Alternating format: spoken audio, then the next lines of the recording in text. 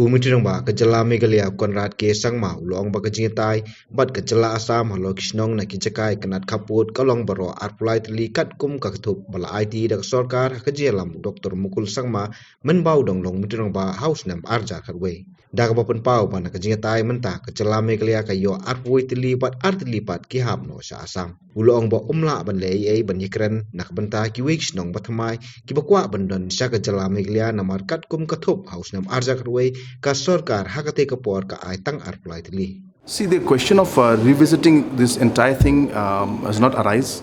We have already signed the MOU with the government of India. I don't know where they had come from, but I have been listening and hearing all the different issues that have been coming out.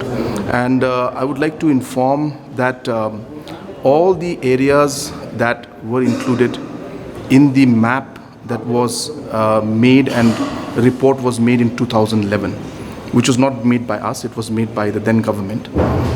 All those villages, as per the locations and as per the map, out of the 23 villages, the 21 villages have come to us. Out of these, there are 2 villages that we have mentioned have not come to us, which is Malsapara and Tutia Bazar. The other areas which are now saying that we should change and bring those areas also into Meghalaya were never in the 2011 report. So therefore, for Meghalaya government now to increase and add more villages which were over and above the list of villages which came out in 2011 is not possible, because we never asked for it in 2011, and therefore the question of bringing it doesn't arise now, and it's very difficult for us to convince Assam why we're adding more villages to the list than the list that was submitted in 2011.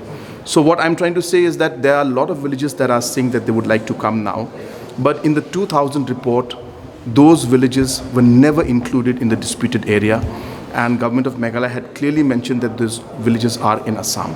So today, those villages who are asking us to include them today, it's difficult because they were never put in the report. It was submitted by the then government in 2011. So those villages will not be possible because, as I said, it was never in the report.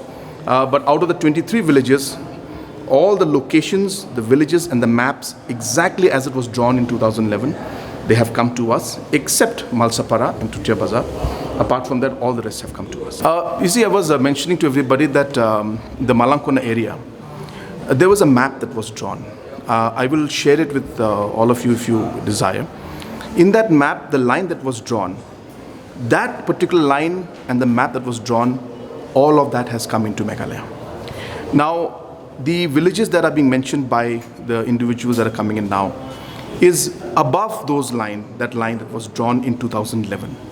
So therefore, if we were to raise, and we did raise with Assam this issue about adding new areas, then the whole report or the validity of that report submitted in 2011 is no more there. And it is not possible for us to keep changing our demands. In 2011, we drew the line and the map was drawn. And then now in 2022, we say, let's change the map. Then the credibility of the government also goes away. So we can't change that map that was drawn, as I said, much before we came into the discussion. It was done by the 2011 government. And today, those villages that are saying that they would like to come, because in Malang area, there is Malang Salbari, there is Malang, there is Jaipur, and there is Huhuapara. Now, out of these, the Malang dot, the village that is there, which is drawn in Malang, that was what was the boundary that was shown, and we have been able to get this. In the same map, they're showing now Malang Salbari. The 2011 map had Malang Salbari in Assam already. This was not drawn by us, it was drawn by the previous government. The Jaipur area in Malang also was drawn beyond the 2011 map. And the other villages also which are being mentioned are above or outside the map that was drawn in 2011. Now, that cannot be changed by us now because the demands were already set at that point in time and lines were drawn. So it is difficult for us to change that at this point in time. So my point being very simple is that yes, we understand the sentiments and we understand that people are concerned about this issue. So are we. But as I said, we do have our limitations because this exercise started in 2011 and the map was drawn by the then government in 2011. The villages that should be in Meghalaya were mentioned by the then government in 2011. So it's difficult for me to increase those and include new areas and include new map and change the boundary that was demanded from 2011 to 2022. And that's the limitation that I have. Here we are looking at administrative control. And as I said, once the parliament decides, then it will go ahead with things. So therefore, right now, the situation is that we have identified the villages and the rough area which should be there. The Survey of India will now go into the actual, inch by inch calculation, which tree, which stream, which building should be in which site. That will be the second exercise. And once that is complete, then it will go to Parliament.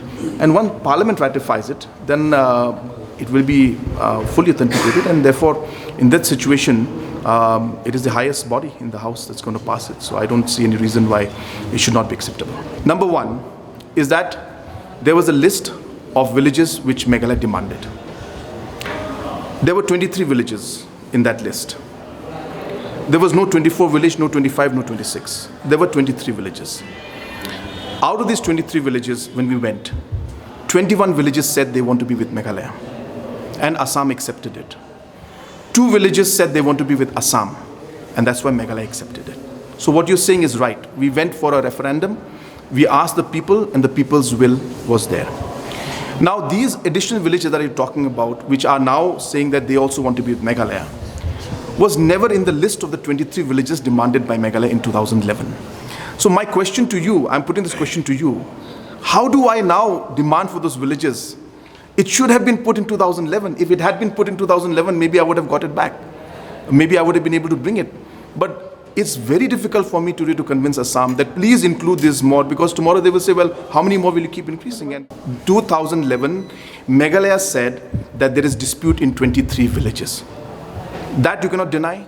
That letter was submitted to Assam. Now can I go and say, well, there's a 24th village, there's a 25th village, there's a 26th village. No, but my list was submitted, no? See, there's no agreement. Agreement has come today. But then in that first initial talk for agreement, I only have given a list of 23 villages only. On what basis do I ask for the 24th one is what I'm saying. I can't change it from 23 to 24 today. It should have been done in 2011 when they submitted the list of areas of differences. The then government should have put 24, 25, 26, the villages that are now concerned. They did not put it in the list of demand. So the list of demand had to be there. If they had put it, we would have discussed and maybe we would have been able to get it, because in the referendum and people's will, we would have. So try to understand the problem. The problem is that we never demanded for these additional villages in 2011. And it's very difficult for me to now demand and say, well, give us more additional villages, because it was never in the demand list or the areas of differences which was submitted by government of Meghalaya to government of Assam in 2011. I hope, as I said, he should realize that he is very much part of this entire process from day one, and we have only acted on the basis of the report which he submitted.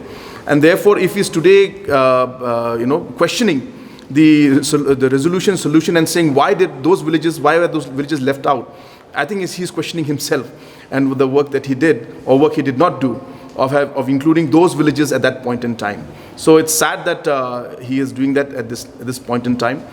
He should look back and review the results. And he's making a lot of visits and going to different locations. I wish he had done that in 2011. Maybe we would have got all these villages also in this list that we have. Halor kejing pengem pio persya ek MOU penbait put play soy hau benai baladep panlech yeng shari. Umiturang ba uloong ba kidon kahok Henry nakaliang chung uyeng katkum thup shnong bala ïatai house nem alcha khatway. That I cannot say on what basis they will go. That they are free to go. That, and they have right to go for legal recourse. But I want to reiterate my stand, saying that from an emotional point of view, I do agree that they want to be with Meghalaya. But as I said, the reason why we are not able to take this forward is because those villages were never in the list of the disputed villages when the report was submitted in 2011. So therefore, I have limitations. I can stick to the demand of 2011, not beyond that. And today to say that I have changed and I have left those areas out is completely wrong. It was left out in 2011 only, when the maps were made, when the villages were listed. I didn't leave them out. It was left out in 2011. So I can't change that today because it is not proper. Government is government. The report submitted in 2011 is valid even today. So I guess the proper way would be to ask the then government in 2011 that why did those villages, why were they never included in the map? And so now if somebody would go for a legal course, well, it's their right to go for it. I don't know how the outcome will be and what the way will be. But as I said, at this point in time, we stuck with the 2011 demand, and we were able to get almost 98% of those areas into Meghalaya, and 2 villages, in terms of number of villages, and 2 villages out of the 23 villages have gone to Assam.